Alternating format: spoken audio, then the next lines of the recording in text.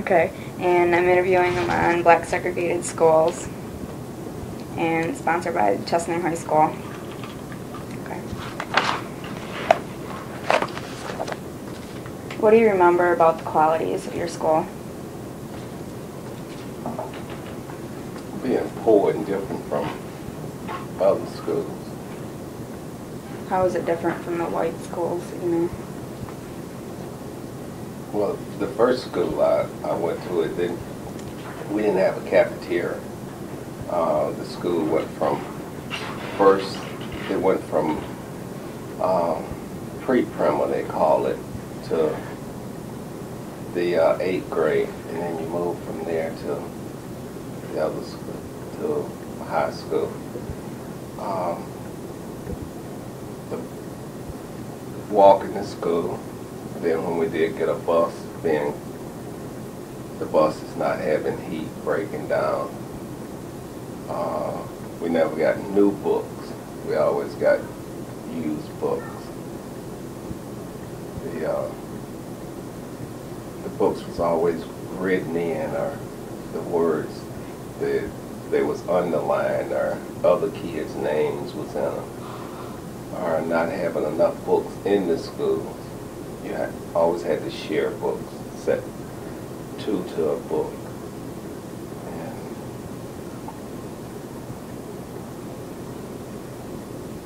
poor heat in the school, even though it was in the South on cold days, you had individual heaters, wood heaters in the schools. So the heat wasn't very good in them. Walking by one school, going to another one, or even being bused from past one school. Normally, when schools was segregated, you would bus them. The black kids would be bused to one area of schools, which we only had one school, and sometimes you would pass schools going to an all-black school. What do you remember about your teachers? How they were? Yeah, how they taught class and everything. Well, I imagine they taught it the best they knew how. But our teachers seemed to have been nice teachers. They was a little stricter than what the teachers are now, but they taught us what they knew at that time. Most of the teachers that from when I was 6 years old or older, they had to go. The teachers went to school during the time that we was out of school. So evidently their education wasn't very good because they had to continue to go to school. They just didn't have they had a certificate that they teached on. Our first school there in the community that we lived in the country, they tore down an old building and used that lumber material to build our school from. And people in the area, we had, our principal was educated good, but a lot of the teachers weren't. But overall, they was nice teachers. A lot of them, I think about them now. That was in the one school when I was younger. But then when we moved to Jackson, schools was a little different, but they were still segregated. And that's where the city schools is where we did most of the walking. Where you had to walk a long ways and you would pass 2 schools, white schools, in order to get to one black school. The city of Jackson, Mississippi, we only had the 3 black schools in the whole city. So Jackson, Mississippi is a big city. You had 2 schools that was elementaries, and you had 2 high schools and 2 junior high schools. I said 3 schools in the whole city, but it seemed that way because when we got to high school, there was only the 3 that we could go to.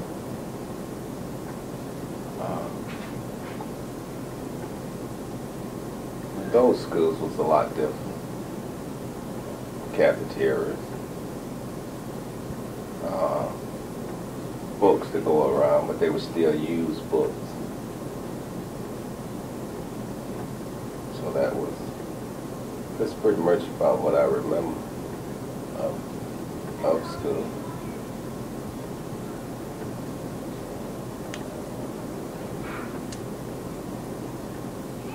What type of meals were served in the cafeterias in the school?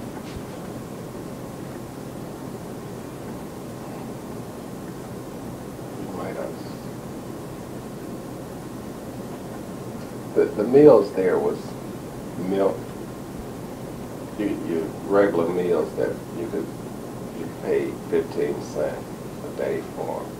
They consist of vegetables, meat, milk, and a dessert. I thought it was a good meal. Being a kid, I imagine you would. I always enjoyed them. I liked them when we could afford to buy them. A lot of days we didn't buy lunch. We had to take lunch even though they was there. But I'd say 3 days out of a week, 2 days out of a week, I could afford to buy lunch. So I thought it was a treat.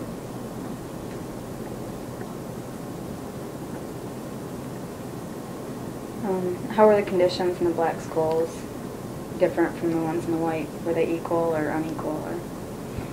Well, it was very unequal. Our school we didn't have pools nor tennis courts. Very few of them had a even track. When we went to play our school, Lanier, which is a high school, that junior high school didn't have a football field, didn't have a place for track. There was only one school in the city and that's where, when we had the game, that's where we went to.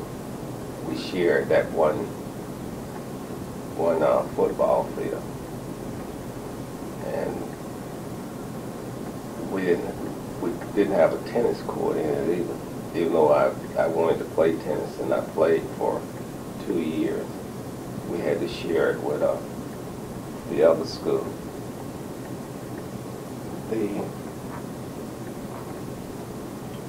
The sports was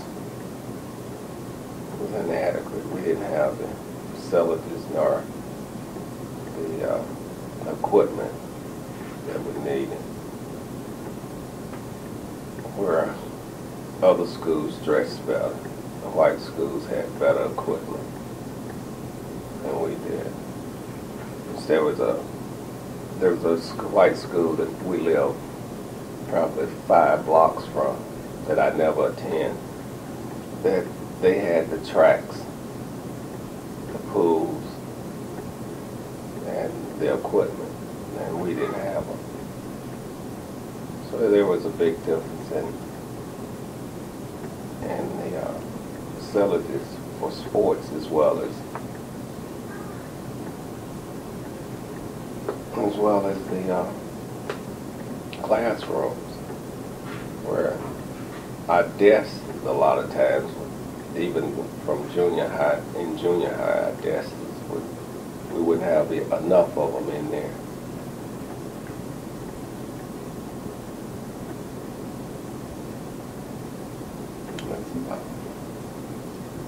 How are the locations of the black schools different from the white schools? The locations for me was farther away when I could have went to the school that was next to me. The surroundings of the schools, the grounds seemed to have been kept up. The locations of it, they was located in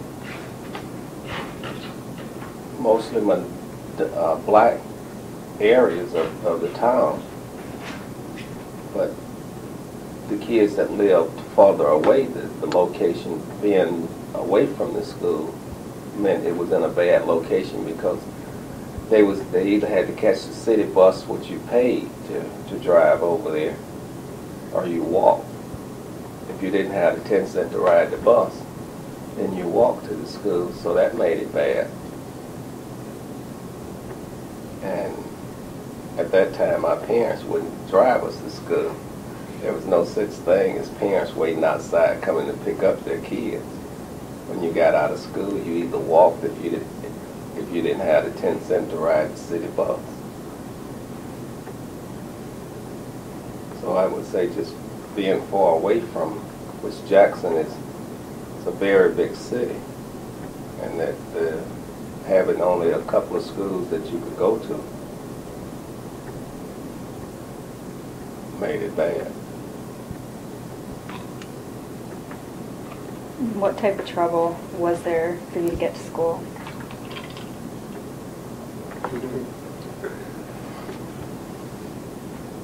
Well, it's no having to get up earlier because at that time school taking in at 8:20, the last bell rang at 8:20, and from where I lived it was about 7 miles to school, so you had to get up a lot earlier, and I had to walk about 3 miles to the first bus stop because we was living in the township, so there was no schools for blacks in the township, and we had to go into the cities, so we had to get up a lot earlier than most kids in order to get into the city, or having the 10 cents to afford to ride the bus once you got to the bus stop. So that was the problems. And as you got older, having the money or the school equipment to stay in school was the biggest problem. Because as you got older, it was more of finding a job in order to take care of yourself, because you didn't have it. The older you got, the more things you needed for school, and that created a problem of getting to school, having the things that it took to stay in school. But getting to school, I guess I explained it when we just lived far away from the school. What type of work did you do before and after school? I worked usually I just walk around and knock on doors to cut lawns. In the summertime, there was a lot of lawns to be cut. In the fall of the year, most of the people had trees, so they would pay you to rake their lawn. Or you just pick up scrap iron or bottles. You get 2 cents for a bottle there. That's the kind of after school work we did, was either rake leaves or mow the lawn. And in the South, you could mow the lawn up until November.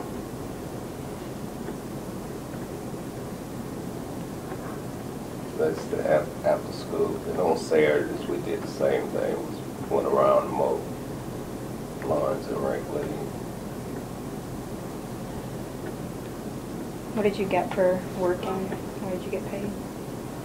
There wasn't never a set amount because you couldn't ask. You couldn't go to. Normally, the people you worked for was white people, and you couldn't go to them and tell them how much you wanted. You would go do the work, and then they would pay you how much they figured that job was worth. Some people would pay you, and some people wouldn't pay you. You would do the work, and if they had something to give you, that would be your pay. They would just give you something out of the house. It could be food, or it could be a pair of shoes, or it could be $1. It was whatever they felt that job you did was worth. You didn't say, I'll mow your lawn for $2, I'll mow your lawn for 50 cents. sort of an unwritten law where mostly black people knew what to do in order to stay out of trouble or how to get work. It was just sort of handed down, and you didn't go up and say, I'll do this job for this amount of money. You would do the job, and then they would pay you what they felt that job was worth. If they didn't feel like that you was worth anything, then you didn't get anything.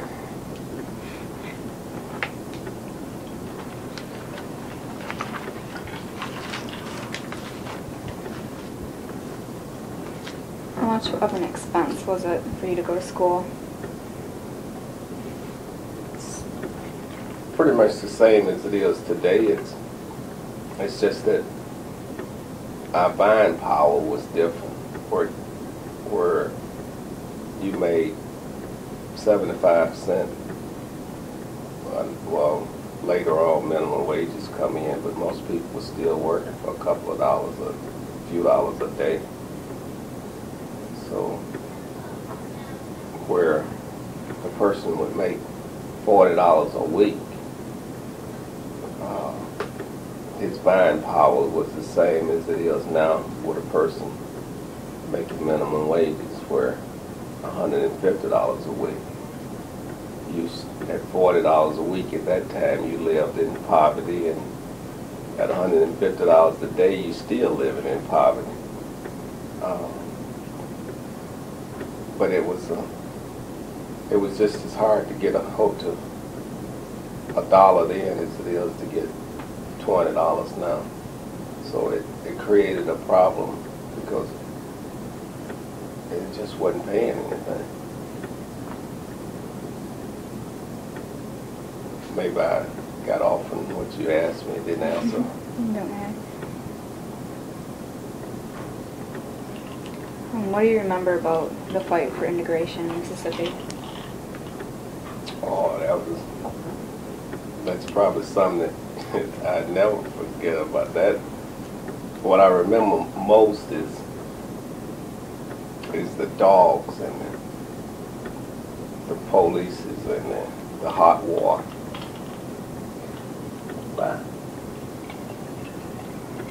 Was just marching down the street trying to get to the Capitol. There was a street called Capitol Street, which is the main street in Jackson, Mississippi. And I could name other towns too that I marched to. The thing they didn't allow black people to gather on the Capitol steps. And at that time, it was until civil rights laws was changed, the laws forbidden you from. There was like the Capitol steps, water fountains, restrooms. There were signs there that said white only, and little bitty places that said color. So when civil rights, in the 60s, during the marches, all what the thing was to march to the capital of whatever city, or to a park. That they didn't want you, or to a street. There was even streets in the cities that unless you worked or you was taking care of, you drove some white peoples there, or you was taking care of their kids, you couldn't go on those streets or in the stores that was on that street. And we would march there, and usually they would barricade about 3 blocks from the Capitol, or they would barricade off that street in which our route were to march there. And in the South, they used water trucks to wash the streets with, and those water trucks, they would fill them with hot water. And first they would drive through and they would spray the hot water on you. And if that didn't stop you, then the next thing was to turn the dogs loose, or to beat you with ride sticks, or tear gas, or shoot in the crowd with riot guns. I remember the dogs, the hot water, and other people's getting killed, being shot, or police was ripping the signs out of my hands or knocking me down. Uh, I remember one guy that got shot because he went to pick up a girl, so that the police had knocked down, and they shot him and killed him. So it's a lot of things about, or even going into, they had these stores they call Walgreens, Woolworths, where there was delis inside of them, little bars where you sit there and eat or drink, and no black people was allowed to sit there. And going into those places and being thrown out, or seeing black guys get beat up because they sit at the bar.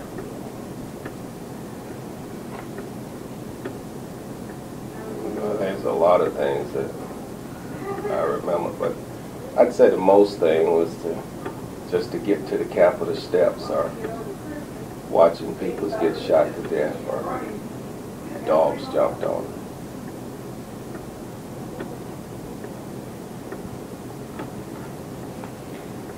I think you already answered that one.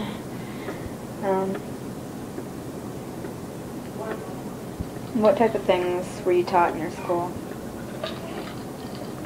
Basic stuff: math, reading, English, science, algebra.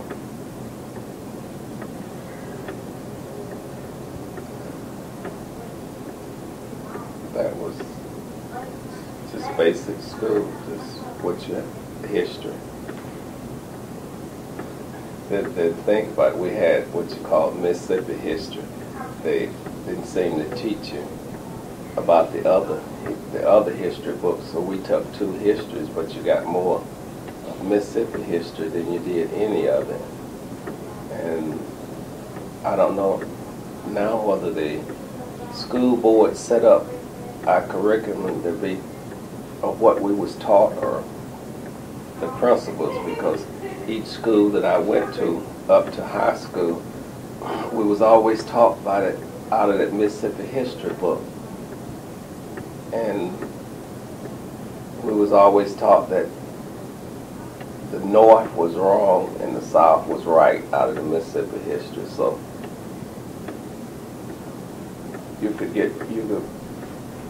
a kid could be really confused on who just were right. Whether the Northern soldiers was right for fighting, or the rebel soldiers was right. But later on in life, I learned better. So we had the two history books, and the other basic stuff. There was none of that. You got algebra. There was no trigonometry or this other stuff that you would get.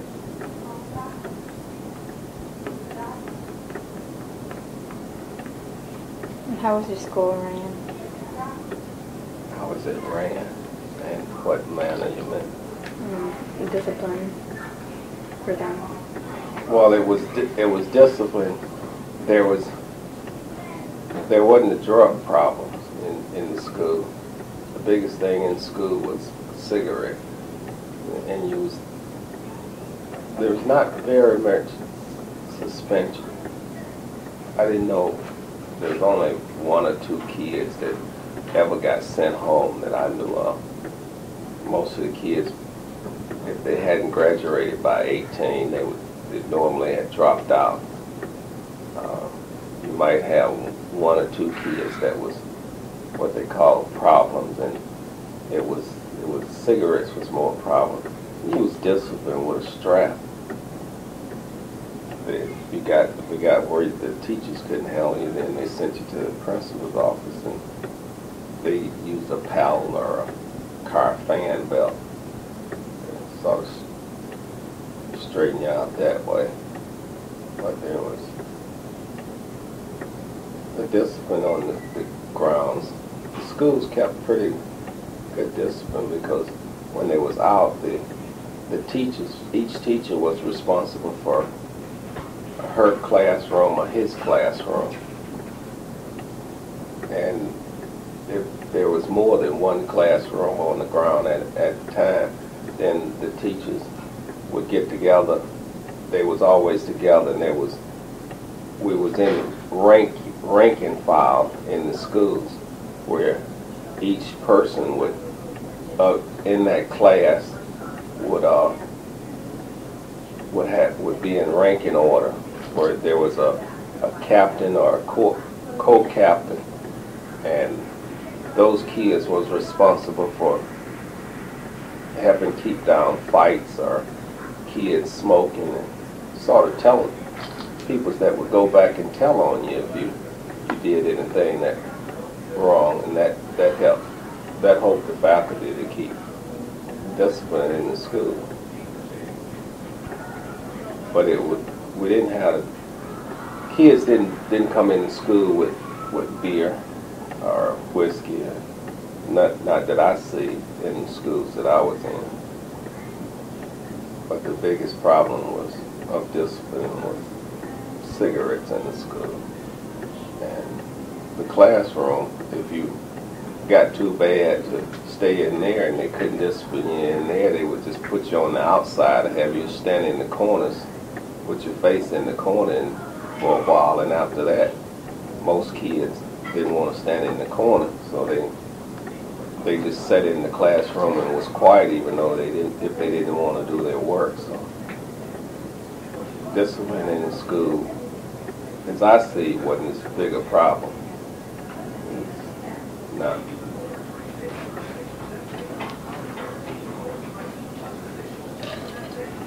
How were you and your classmates treated when you began desegregation? Well, we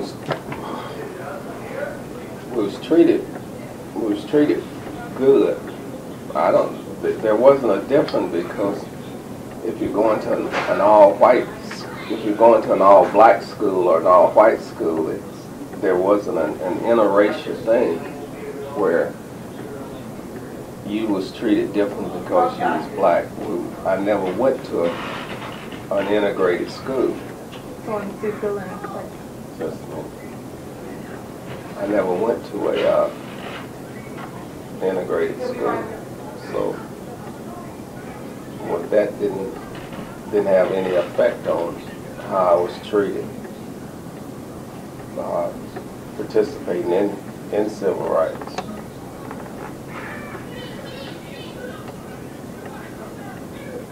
So I didn't see any difference in it.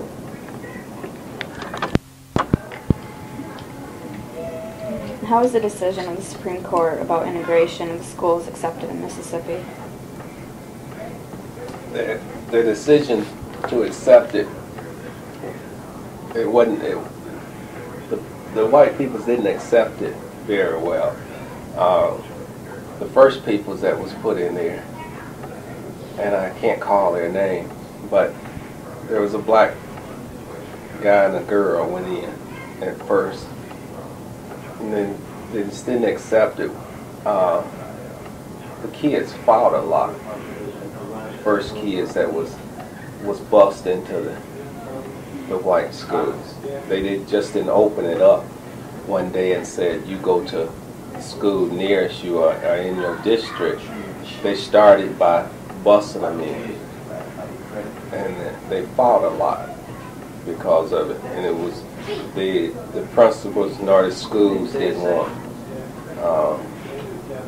the teachers didn't want the black kids in the schools. Whenever you make change like that, most people don't understand it, and when they have a tendency when people don't understand something, their first reaction is to fight against it. But there was a lot of struggle. There was a long struggle from it. When the Supreme Court started to integrate the schools, then you see a lot of private schools open up, and the people just didn't accept it well, and they're still not accepting it in 1989, because if you go to the South now, you still have schools that's segregated, and they're like that because they built private schools, even though the black kids are able to go to the public schools. Most of the white people that's wealthy enough, their kids are going to private schools, which is making all white. They're still segregated.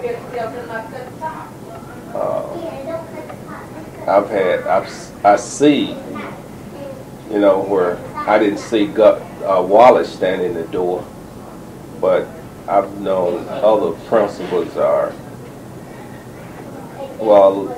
the mayor of Jackson at the time stopped kids from going to school. We even had in the late 60s, 66, 67, there was army tanks that sat on every other corner where National Guards was in the schools. Where National Guard, even tanks was parked on the grounds of the school. It was soldiers was behind sandbags and was dug in just as though we was at war, which was pretty much we were at war. So it wasn't accepted at all by white people. The black people's welcomed it because that was part of what they was fighting for, was better education or the opportunity just to go to a better school. So most people there most white peoples didn't accept it, which there was a lot of white peoples without white peoples that did accept it and that understood the struggle we never could have made it without white people's helping us. But it wasn't accepted very well.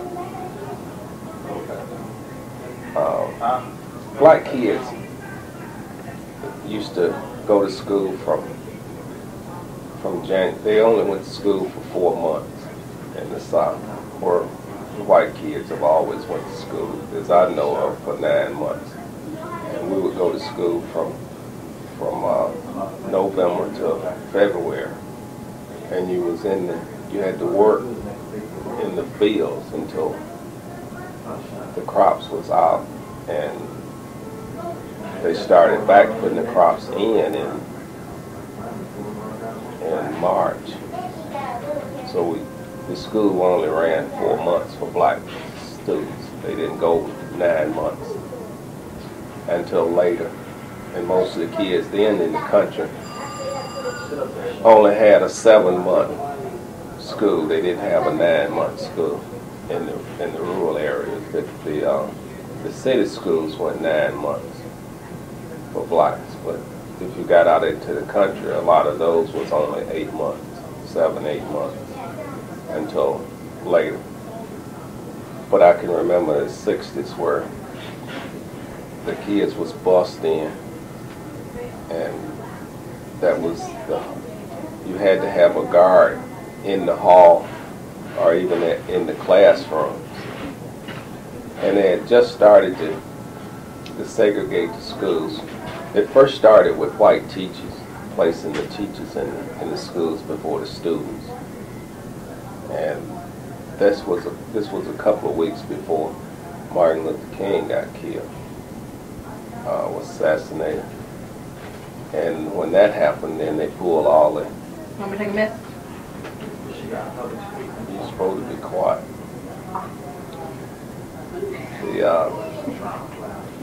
When he got killed, they pulled the white teachers out of the schools. And then later, they reversed it to putting black kids, busing black kids into the white schools instead of putting white teachers in the black schools.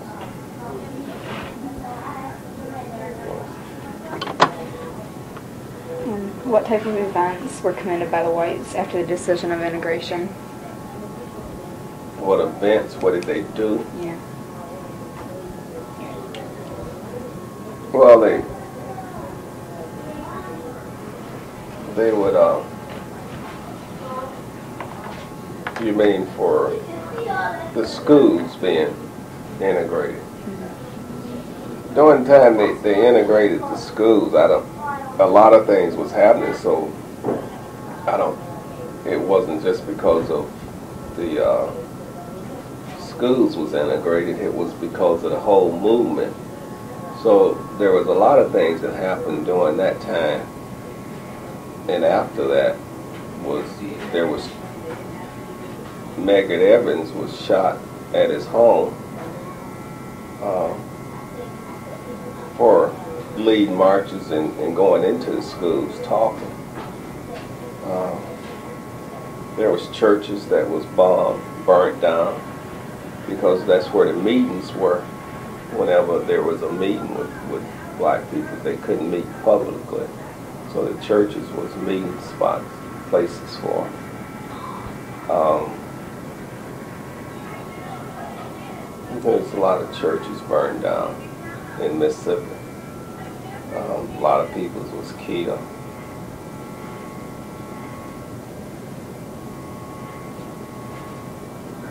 I don't know if it was a direct thing from just it had to be a lot of things that was happening. I don't think it was just because of integration. There at Jackson State College, normally the kids would fight, or there was a few adult confrontations on the grounds where the black parents at that time started to go pick up their kids from schools, which it was better. You couldn't allow them to ride the buses or to walk home. And I know of one family that lived in the country, and their kids had to ride the bus, and they was always fighting on the bus. And this family got where they would pick up their kids instead of letting them ride, because every day their kids came back with their clothes torn or beat up, or they had beat up some kids. And whenever you went to school to pick them up, a lot of the adults the white kids' parents would say things to you, call your names, or even fights on the ground with the parents. So at Jackson State College there were some boys, well, they weren't boys, young men that passed by with a shotgun, and they shot up into the girls' dorm, and they killed 3 girls during this same time of integration of the schools. So a lot of things that was happening because of integrations of the schools, the marches, the Supreme Court, and this was ordering black police to be put on in the cities where there was never black police before. So all of these things was happening at once, and I really couldn't say whether it was a direct. I know that the parents fighting on the grounds and these girls being shot in the schools was a direct result of integration. But all the other things that was happening, I couldn't say. Or it was pretty much like in the 70s where they started busing. It was only on a higher scales where they bust black kids into schools, and the whole busing thing came up. Well, people fought against that as though busing was a new thing, which busing goes back to where schools first opened up for black people. It's where I would walk to school and a bus would pass by me loaded with white students, or I would be on a bus later and I would pass or a white school going to an all-black school. So buses was never nothing new. Not for black peoples. It might have been new for white people, but it was never new to bus black peoples out of a district into another district because there wasn't a school for them. So the whole thing of integrating the schools, it created a lot of problems for people that didn't want to accept it. So there was a lot of fights, and that's part of what made people start to go pick up their kids from school. I think brought the change on. It started to change where you see parents was parked out front to pick their kids up. Even after black kids started to, schools was integrated and black kids started to go to the nearest school, then the whites that could afford it moved their kids out of the schools.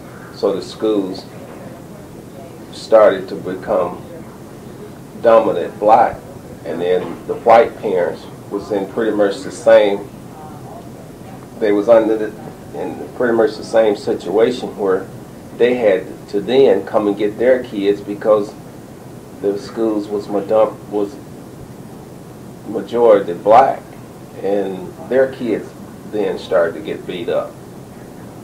So as time passed, you see more and more parents picking up their kids for whatever the reasons were. But that's when I noticed it. And when I was a kid too, you didn't see that many cars, so you know there wasn't many people that had a car. So that was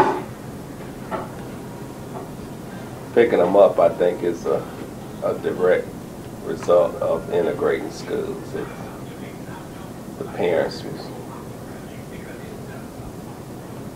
more concerned, or it was more problems after.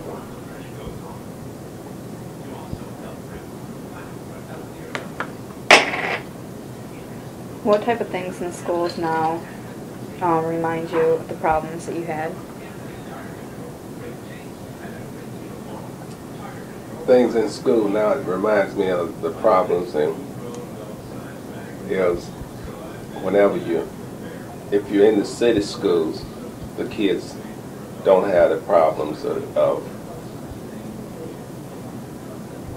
that if you take black kids out of the city and move them into the country, where the majority of the country kids now are white kids, then you start to get into the same interracial problems as you did in the early 60s, where you put one or two black kids in a madam, and a majority of white kids, saying 80% or 95% or even 96% white kids, you start to get the same problems with the teachers, the principals, the school board, and